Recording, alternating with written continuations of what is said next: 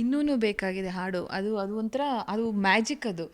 ಎಷ್ಟೇ ನೋವಿರಲಿ ಅಥವಾ ಸಂತಸ ಆಗಲಿ, ನನ್ನ ಕಣ್ಣಲ್ಲಿ ನೀರು ಹಾಕ್ತಾ ಇರಲಿ, ಆ ಹಾಡು ಕೇಳಿದ ತಕ್ಷಣ ಏನೋ ಒಂಥರ ಮ್ಯಾಜಿಕ್ ಥರ ಫೀಲ್ ಆಗುತ್ತೆ ನಮಗೆ. ಸೊ ಆ ಹಾಡಿನ ಬಗ್ಗೆ ಹೇಳೋದಾದರೆ, ಬರವಣಿಗೆ ಸಂದರ್ಭ ಹೇಗಿತ್ತು ಅಂತ ಹೇಳೋದಾದರೆ, ಎಷ್ಟೋ ಜನಕ್ಕೆ ಗೊತ್ತಿಲ್ಲ ನೀವು ಅಂತ ಹೇಳಿ. ಅಂದರೆ ಆ ಥರ ನೀವು ಪ್ರತಿಯೊಂದು ನಿಮ್ಮ ಬರವಣಿಗೆ ಹೇಗಿರುತ್ತೆ ಅಂದರೆ ಅದು ಮನಸ್ಸಿಗೆ ಅದು ಆವರಿಸ್ಬಿಡುತ್ತೆ. ಎಗೇನ್ ಎಗೇನ್ ಕೇಳೋಣ ಅಂತ ಅನಿಸುತ್ತೆ, ಕೇಳಿದಷ್ಟು ಸಾಲಲ್ಲ ಅಂತ ಅನಿಸುತ್ತೆ. ಅದಕ್ಕೋಸ್ಕರ ಕೇಳ್ತಾ ಇದ್ದೀನಿ. ಸೊ ಇನ್ನೂ ಬೇಕಾಗಿದೆ ಲಿಟ್ರಲಿ ನನಗೆ. ನಾನು ಇವತ್ತೇನು ಈ ಹಾಡುಗಳನ್ನು ಬರಿತಾ ಇದ್ದೀನಿ, ಸಿನಿಮಾ ರಂಗದಲ್ಲಿ ಬದುಕಟ್ಕೊಂಡಿದ್ದೀನಿ, ಅದಕ್ಕೆ ಅತ್ಯಂತ ಮುಖ್ಯವಾದಂಥ ಒಂದು ಮೆಟ್ಟಿಲದು. ವಾಸುಕಿಯವರು ಒಂದು ಸತಿ ಹೇಳ್ತಿದ್ರು, ಇಲ್ಲ ಸರ್ ಇನ್ನೂ ಬೇಕಾಗಿ ನಮಗೆ ಲೈಫ್ ಚೇಂಜ್ ಮಾಡಿದಂಥ ಸಾಂಗು ಅಂತಾರೆ. ಬಟ್ ವಾಸುಕಿಯವರು ಆಲ್ರೆಡಿ ಎಸ್ಟಾಬ್ಲಿಷ್ ಆಗಿದ್ದರು ಮ್ಯೂಸಿಕ್ ಡೈರೆಕ್ಷನಲ್ಲಿ. ಬಟ್ ನನಗಂತೂ ಲಿಟ್ರಲಿ ಅದು ಆ ಹಾಡು ಬಹುಶಃ ಸಿಕ್ಕಿಲ್ಲ ಅಂದರೆ ನನಗೆ ಸಿಂಗಾರ ಸಿರಿ ಸಿಕ್ತಿತ್ತು ಎಲ್ಲ ಗೊತ್ತಿಲ್ಲ. ಬಿಕಾಸ್ ಇನ್ನೂ ಬೇಕಾಗಿದೆ ಆದಮೇಲೆ ಒಂದಿಷ್ಟು ಹಾಡುಗಳನ್ನು ನಾನು ಬರೆಯೋದಕ್ಕೆ ಶುರು ಮಾಡಿದ್ದು.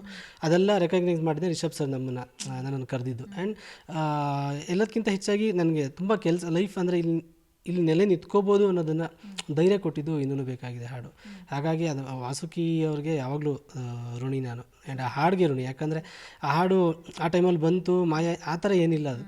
ಇವತ್ತಿಗೂ ಯಾರೋ ಟ್ಯಾಗ್ ಮಾಡ್ತಿರ್ತಾರೆ ಇನ್ಸ್ಟಾಗ್ರಾಮಲ್ಲಿ. ಸೊ ಈ ಬಿಗ್ ಬಾಸ್ ಅಂತ ಶೋ ಅಲ್ಲಿ ಪ್ರತಿ ಸಲ ಬಿಗ್ ಬಾಸ್ ಬಂದಾಗಲೂ ಟ್ರೆಂಡ್ ಆಗುತ್ತೆ, ಜಗಳ ಮಾಡೋಕ್ಕೂ ಯೂಸ್ ಮಾಡ್ತಾರೆ ಹಾಡನ್ನ. ಸೊ ಅದು ಆ ಹಾಡಲ್ಲಿ ಏನೋ ಒಂದು ಸಿಕ್ಕಾಪಟ್ಟೆ ಒಂದು ಮ್ಯಾಜಿಕ್ ಅದು. ಸೊ ಅದು ಮುಗಿಯದ ಮ್ಯಾಜಿಕ್ ಅದು.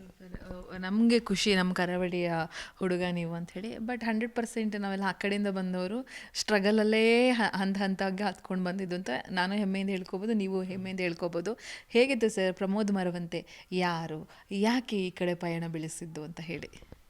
ಸೊ ಇವಾಗ ನೋಡಿದ್ರೆ ಇಷ್ಟೆಲ್ಲ ಜರ್ನಿ ಆಯಿತಾ ಅನ್ನೋ ಥರನೂ ಅನಿಸುತ್ತೆ ನನಗೆ. ಈಗಲೂ ನಾನು ನಾಗರಬಾವಿ ಇಲ್ಲೆಲ್ಲ ಗಾಡಿಯಲ್ಲಿ ಹೋಗ್ತಿದ್ರೆ ಇಲ್ಲೆಲ್ಲ ನಾನು ಇಟ್ಕೊಂಡಿದ್ನಲ್ಲ, ಆವಾಗ 3 ಬಸ್ ಚೇಂಜ್ ಮಾಡಿ ಬರಬೇಕಿತ್ತು ಅಲ್ಲಿಂದ ಒಂದು 2 ಬಸ್ ಒಂದು ಇಟ್ಕೊಂಡು. ಆವಾಗ ನಿಮಗೆ ಹೊಸಕರಲ್ಲಿ ಫ್ಲೈಓವರ್ ಇರಲಿಲ್ಲ.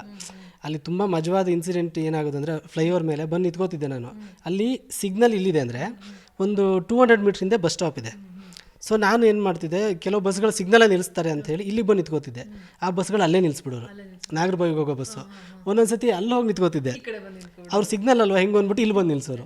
ಸೊ ಅದು ಒಂದೊಂದು ಸತಿ ಸಿಕ್ಕಾಪಟ್ಟೆ ಬೇಜಾರಾಗ್ಬಿಡೋದು, ಏನು ಓಡಿಸ್ತಾರಪ್ಪ ಇವರು ಅಂತ. ಮತ್ತು ಇಲ್ಲಿ ಬಂದು ನನಗೆ ಕೆಲಸ ಲೇಟ್ ಆಗಿಬಿಡೋದು, ವಾಪಸ್ ಹೋಗ್ಬೇಕಾದ್ರೆ ಸ್ಟುಡಿಯೋಯಿಂದ 10 ಗಂಟೆ ಆಗ್ಬಿಡೋದು, ಒಂದೊಂದು ಸತಿ 11 ಗಂಟೆ ಆಗೋದು. ಅಲ್ಲಿ ಈ ಕಡೆಯಿಂದ ಹೋಗ್ತಾ ನಾಗರಬಾವಿ ಸರ್ಕಲ್ ತನಕ ಹೋಗಿ ಅಲ್ಲಿ ಒಂದು ಕ್ಯಾಬ್ ಬರೋದಕ್ಕೆ ವೆಯ್ಟ್ ಮಾಡೋದು ಇರ್ಬೋದು. ಒಂದು ಎಲ್ಲರೂ ಒಂಥರ ಕುರಿ ತುಂಬ್ದಂಗೆ ತುಂಬಿರ್ತಿದ್ರು, ಡೋರಲ್ಲೇ ನಿಂತ್ಕೊಂಡು ಹೋಗೋದು.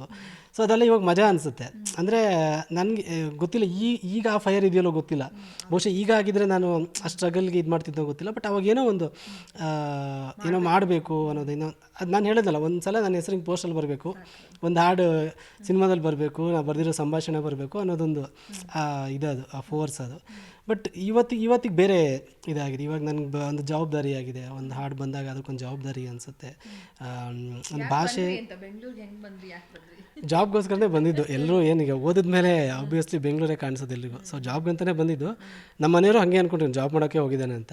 ಬಟ್ ನಾನು ಹೆಂಗೆ ಅಂದರೆ ಒಂದಿನ ಜಾಬ್ ಹುಡ್ಕೋದು, ಒಂದಿನ ಈ ಅವಕಾಶ ಕೇಳ್ಕೊಂಡು ಹೋಗೋದು, ಈ ಥರದ್ದೆಲ್ಲ. ಈ ಕೇಬಲ್ ಟಿ ವಿಯಲ್ಲಿ, ಲೋಕಲ್ ಕೇಬಲಲ್ಲಿ ಕೆಳಗಡೆ ಇದು ಬರೋದು, ಬರಹಗಾರರು ಬೇಕಾಗಿದ್ದಾರೆ, ಸುಮ್ಮನೆ ಹಾಕ್ತಾರೆ. ಎಷ್ಟೋ ಮ್ಯಾಕ್ಸಿಮಮ್ ಸುಮ್ಮನೆ ಇರುತ್ತೆ. ಅಲ್ಲಿ ಹೋದರೆ ಬೇರೆ ಏನೋ ಇರುತ್ತೆ, ಆ್ಯಕ್ಟಿಂಗ್ ಚಾನ್ಸ್ ಕೊಡ್ತೀವಿ ಅದು, ಅಥವಾ ಆ್ಯಂಕರಿಂಗ್ ಕಲಿಸ್ತೀವಿ, ಇಷ್ಟು ಫೀಸ್ ಇರುತ್ತೆ.